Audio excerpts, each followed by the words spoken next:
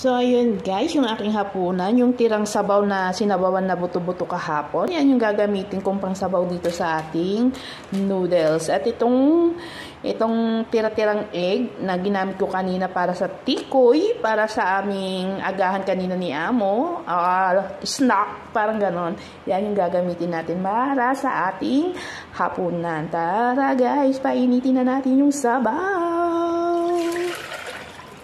Kumukulo-kulo na.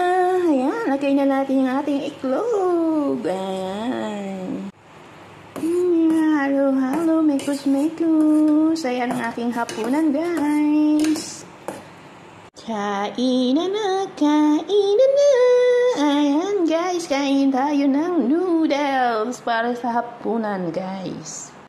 Ayan, guys, kain tayo ng noodles. Ayan, noodles. Yung natirang sinabawan kahapon na buto-buto ng mamoy. Kaysa naman masayang, ginawa natin sa noodles. Ayan.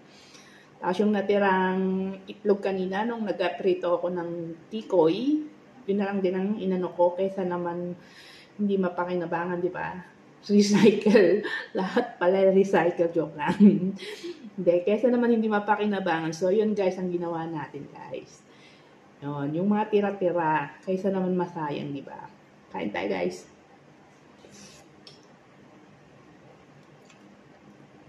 Ayan.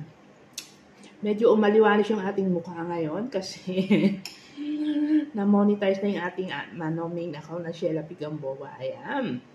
Kahit may nararamdaman pa rin, may sakit-sakit kung anek. Ayan.